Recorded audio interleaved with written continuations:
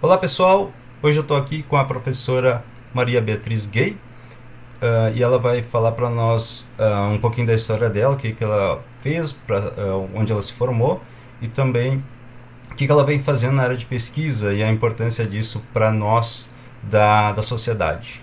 Tá bom? Olá professora, Olá, tudo bem? tudo ótimo. Então, meu nome é Maria Beatriz de Leone Gay, Ducati também.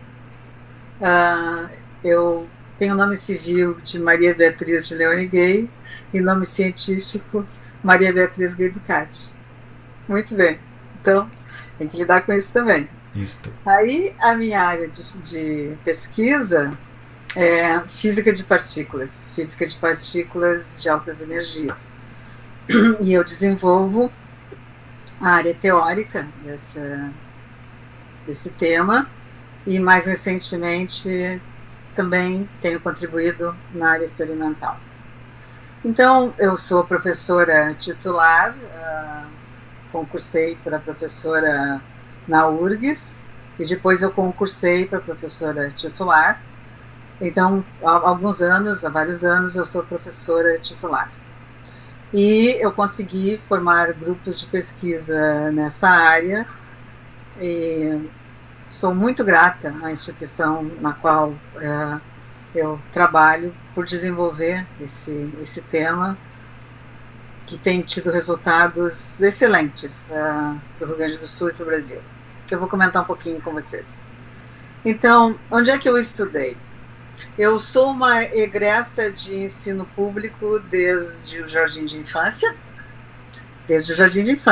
Então, escola primária, escola secundária, universidade e, posteriormente, minha formação em doutorado também, mestrado e doutorado. Então, eu estudei na Federal do Rio Grande do Sul para fazer a graduação, onde eu dei uma aceleradinha e fiz a graduação em 3 anos, foi uma experiência bem divertida. Imagina. Exato. E mestrado na Federal do Rio Grande do Sul e saí do Brasil para fazer doutorado.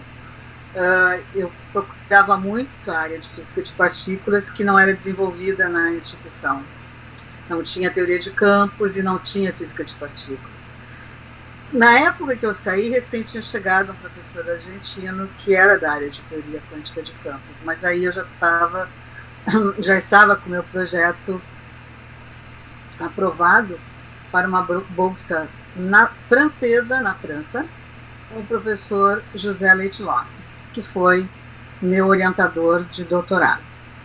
O José Leite Lopes estava cumprindo seu exílio na França e ele era professor da Université Louis Pasteur. E lá que eu fiz meu doutorado, com contribuição também, uma quase semi-orientação, do professor Carlos Alberto Garcia Canal, que é professor da Universidade de La Plata, na Argentina. Então eu tive a sorte de estudar, primeiramente com esse professor argentino que chegou no Brasil um pouco antes de eu sair, a realização do meu mestrado, que foi em outra área, foi em estado sólido, matéria condensada, e que era o professor Horácio Oscar Girotti, que era da mesma Universidade de La Plata, da onde era o Garcia Canal, que eu fui encontrar depois lá em Estrasburgo, na França, quando eu fui me doutorar com José Leite Lopes. O mundo é realmente muito pequeno, e tanto Garcia Canal quanto Girotti tinham tido formação de teoria de campos com os mesmos professores, Bolini e Giambiagi, professores que são muito importantes, todos eles, para a física teórica latino-americana. Nem sempre se fala, mas nós somos aquilo que nós ganhamos ao longo do nosso caminho e com as pessoas com as quais nós aprendemos. Então, eu sou extremamente grata ao fato de que os meus mestres eram pessoas que tinham estudado muito, o que me permitiu também desenvolver esse lado de estudar muito. Grata a esses ensinamentos. Então, essas pessoas são fundamentais na minha formação. Eu fiz doutorado, então, como eu disse, com o José Leite Lopes, E posteriormente eu voltei para o Brasil. Aí era a história de concursar para ter vaga em universidade de forma permanente. Eu fiquei aguardando um concurso na URGS que não vinha, concursei no Paraná e fui exitosa, e um pouco depois veio o concurso na URGS e aí eu voltei para a URGS. Tá?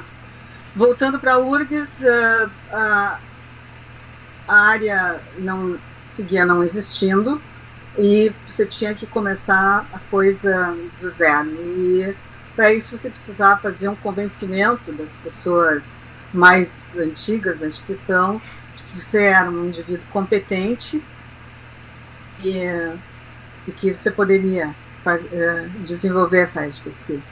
Ou seja, os artigos que eu tinha publicado, com quem eu tinha trabalhado, não foram elementos suficientes para que eu fosse plenamente apoiada, assim que mesmo concursada. Não importa, a vida segue. Numa ocasião dessa, fui fazer uma escola de verão, André Subiec, eu creio, e daí encontrei o professor Francis Hausen, que já era um físico conhecidíssimo, e ele me aceitou para um pós-doutorado na Wisconsin University, em Madison, e eu fui fazer um pós-doutorado lá.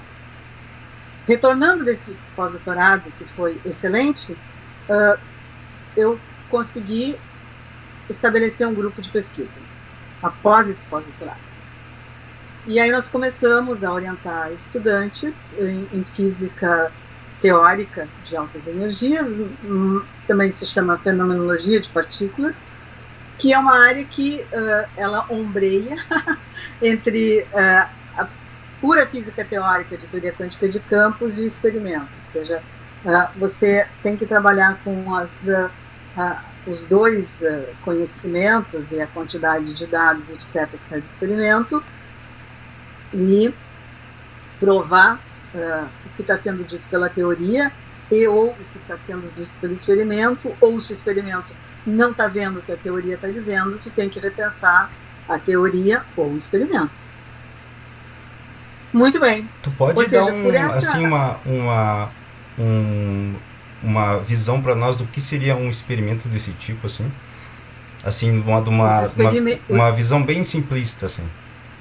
Perfeitamente, vou gostar muito de fazer isso, a pergunta é ótima. A física de partículas de altas energias, a gente pode dizer que existe desde o experimento de Rutherford. O experimento de Rutherford, que descobre o núcleo atômico, nós podemos classificá-lo como um experimento de altas energias. Altas energias vai ser sempre a máxima energia em que você consegue acelerar um feixe de partículas e fazer colidir com algum anteparo ou algum outro feixe. Então você pega um pedacinho do material e joga em direção a outro, basicamente. E vê o que acontece ali. O Rutherford, com os seus estudantes, eles jogaram partículas alfa em cima de um feixe de partículas alfa, com energia de 5 MeV, em cima de uma folha bem fininha de ouro. Foi o fato dela ser fininha, etc., que permitiu que a gente descobrisse o núcleo atômico, interpretando os resultados a partir da interação eletromagnética, que é uma das interações fundamentais. Isso nos permitiu entender que, na verdade, aquela matéria da folha de ouro tinha mais vazio do que matéria mesmo. Outra coisa. Porque a maior parte da matéria vai estar concentrada naquele núcleo que é constituído, depois fomos aprender, de prótons e nêutrons. E fora estão os elétrons formando a coroa eletrônica. Muito bem. Então, entre a coroa eletrônica e o núcleo tem um imenso espaço vazio, guardadas as proporções da matéria, do átomo, no caso. Muito bem. A partir daí vão se desenvolvendo diversos experimentos, que seja ou feixe contra feixe, ambos acelerados, ou um feixe para um alvo fixo. Existem experimentos de alta energia que são, até hoje, que são de alvo fixo. Atualmente nós trabalhamos com experimentos, os de mais alta energia são os que ocorrem no LHC, no Large Hadron Collider, no CERN, onde agora já se colide feixes de prótons de 7 contra 7 TeV, ou seja, 14 TeV em centro de massa. Isso, o que a gente consegue fazer? A gente consegue, já não é mais átomo nem núcleo, é o próton mesmo, ou seja, nós estamos trabalhando com dimensões cada vez menores, e aí nós vamos dizer assim, esfacelar esse próton para tentar entender quais são as suas peças fundamentais. E essas peças fundamentais da matéria, dos prótons e dos nêutrons, vão ser os quarks e gluons. Isso aí já nos remete a uma outra força fundamental, que é a cromodinâmica quântica, que estuda justamente, que é uma outra das teorias de campos, que estuda a interação entre quarks e gluons.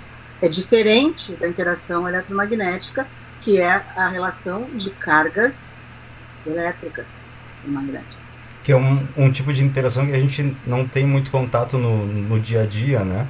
Não é que nem a gente pegar dois ímãs que a gente consegue entender que tem uma força ali, só que como a gente está lidando com uma escala que é muito menor, a gente não consegue ter essa compreensão, né? Daí a gente precisa de toda uma interpretação paralela para tentar entender esses fenômenos. Você tem toda a razão. Nós conseguimos ter um entendimento quase sensorial, poderíamos dizer, da interação eletromagnética, porque as manifestações macroscópicas estão aí cercando o tempo todo. Já ao mesmo tempo da interação gravitacional também, nós conseguimos ter um entendimento assim empírico, digamos assim. Uhum. Né? A descrição analítica, matemática é toda uma outra história. E você falou certo, porque se eu não disponho do entendimento da mecânica quântica, eu não consigo compreender a interação forte, essa é a cromodinâmica, bem como a interação fraca, que é a da radioatividade. Se eu não passar pela mecânica quântica, pelos conceitos da mecânica quântica, se eu não absorver, não entender bem isso, eu não consigo chegar no nível da teoria quântica de campos e menos ainda de compreender como se descreve analiticamente essa interação e fazer cálculos com elas, não é mesmo? E o que nós calculamos, sobretudo? Nós, sobretudo, calculamos o mesmo que o Rutherford calculou lá naquela ocasião, que é a seção de choque. Vamos dizer assim, qual é o tamanho dessa colisão e que informação isso traz. Mas você pode fazer distribuições em cima de diversas outras variáveis, não é? Seja a energia, seja momentum, seja vários outros, massas, que eu posso ficar citando, e elas vão te trazer informações cada vez mais diferentes e ao mesmo tempo complementares, que você vai consolidando a teoria. Então, nós estamos aí há décadas, na verdade, mais de um século e 10 anos, né? 1911 foi o Rutherford. Nós estamos em 2021, tô certo? São 110 anos, é isso? É, por aí. Tá. Então essa conta ainda sei fazer. E aí tá, e nesse meio tempo, discutindo e trabalhando, já formamos uns 14 doutores aí no Instituto de Física, que estão trabalhando em distintas instituições. Todos os meus ex-estudantes estão trabalhando em física, seja em universidades federais, alguns em institutos federais, a maioria deles dedicada à pesquisa e orientação. Eu tenho um orgulho enorme dos meus ex-alunos, um orgulho enorme, a maioria deles muito produtiva. 2 já entraram na URG, são colegas meus atualmente, com quem a gente discute, colabora com projetos comuns. Então, vários deles fizeram pós-doutorados no exterior, isso é muito importante, né? Enfim, e eu sou uma pessoa muito feliz com a física que eu faço, porque eu estou perto das grandes questões, de várias das grandes questões que a física tem, como, por exemplo, do que mesmo que a matéria é feita e como se agrega, Por que que a gravidade é uma interação tão difícil da gente explicar analiticamente?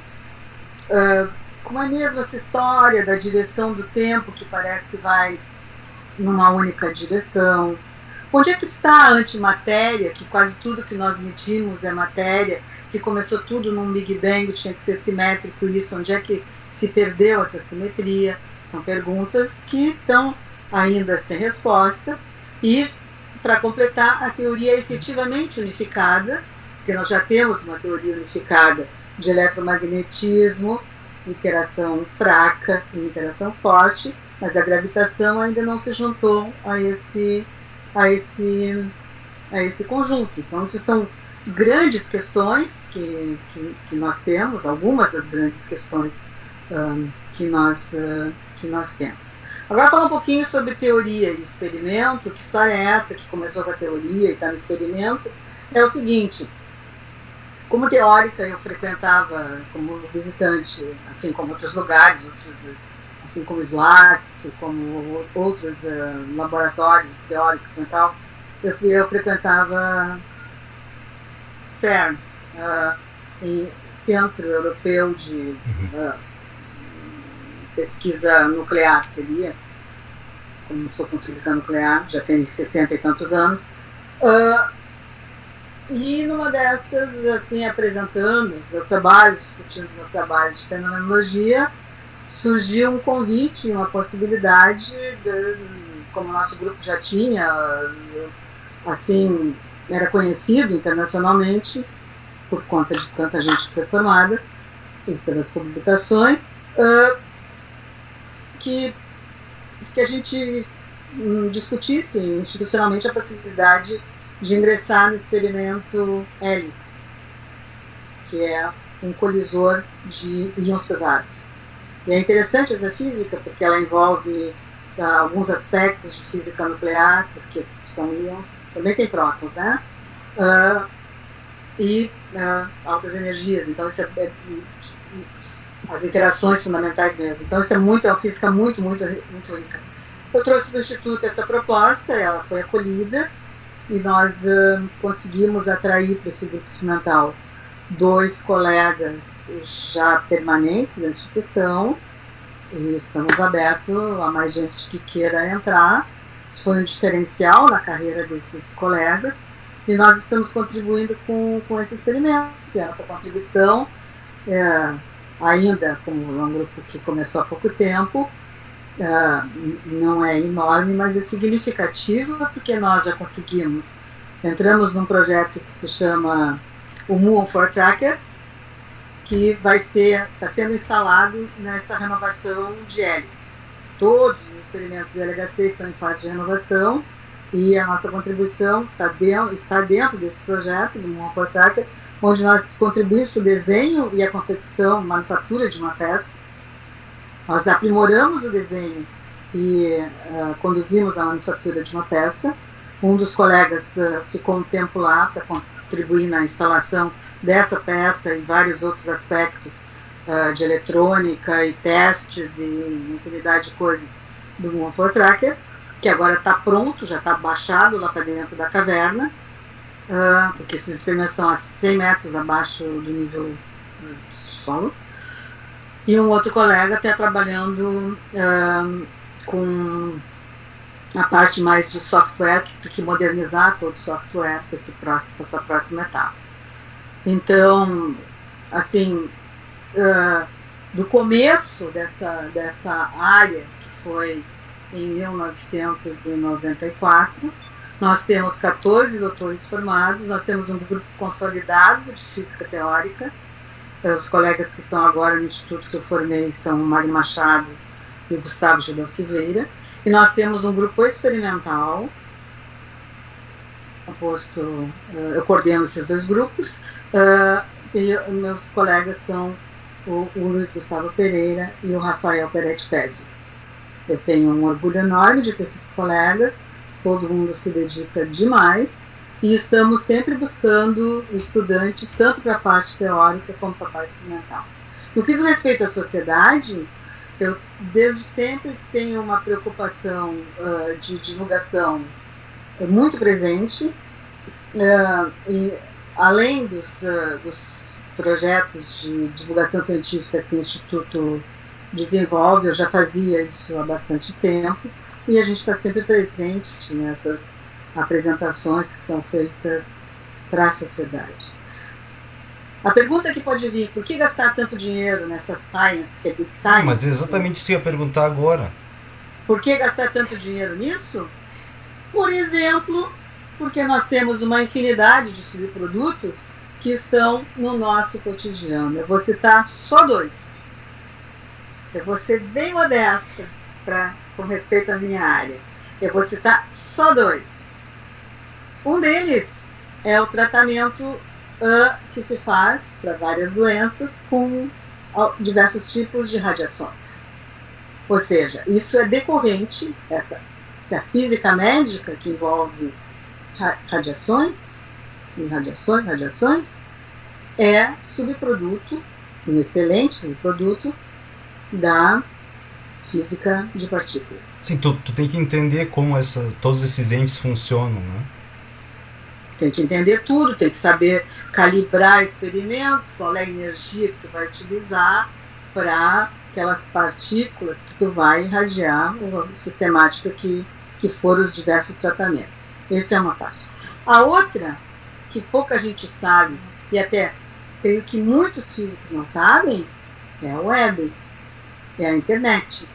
A internet foi criada, a web foi criada dentro do CERN. Numa das minhas visitas ao CERN, o meu gabinete, 2, 3 portas de um colega, um dos colegas nossos, que conduziu a construção intelectual e operacional da web. Por que eles fizeram isso lá no CERN? Que ideia foi essa? Porque os experimentos de altas energias envolvem muitos participantes. Naquele tempo, centenas de participantes. Agora nós já estamos com Hélice, por exemplo, tem 1.500 participantes. Entre teóricos, experimentais, engenheiros de alto nível, etc., as pessoas que assinam os artigos, que trabalham diretamente, na ordem de 1.500. E se não tiver toda essa gente, não vai acontecer, porque é uma complexidade de coleta de dados, de armazenamento de dados, de análise de dados, de plantões de coleta de dados dentro da sala de controle, a elaboração do experimento, a elaboração da renovação do experimento. Nós já estamos discutindo a próxima renovação. O projeto focal, que a gente está entrando, é para 2035. Então é uma física que está sempre assim, ela é acelerada. Né? Literalmente. Então é mais ou menos isso talvez que eu poderia te contar. Ou seja, o futuro é sempre magnífico e promissor. É uma ciência belíssima, tem espaço para os estudantes, estamos precisando de estudantes, eles são sempre muito bem-vindos. Nós temos uma sistemática de seminários que todo mundo participa, que é muito interessante. Mesmo os jovenzinhos que estão em iniciação científica, todo mundo contribui. Não sei o que mais que eu poderia te Olha, dizer, eu acho que tá ótimo. Eu acho que tu fez um resumo muito bom, assim, e acho que tu conseguiu dar importância para a pesquisa. Eu acho que isso é um dos focos mais importantes aqui do canal, é mostrar para as pessoas que essa pesquisa é importante, né? E que ela traz resultados para a sociedade, que muitas vezes as pessoas não fazem a mínima ideia, né? De como que às vezes ela está usando ali um GPS, né? Mas não sabe a origem disso, né? Isso é muito importante. Só tenho a te agradecer, né? E te pedir para divulgar esse vídeo o máximo que tu puder. Não, eu é que agradeço a iniciativa de desenvolver esse projeto. A gente sempre busca oportunidades de explicar as coisas, mas nem sempre elas são acessíveis. Muito bem, muito obrigada. Legal. Então tá, professora, muito obrigado.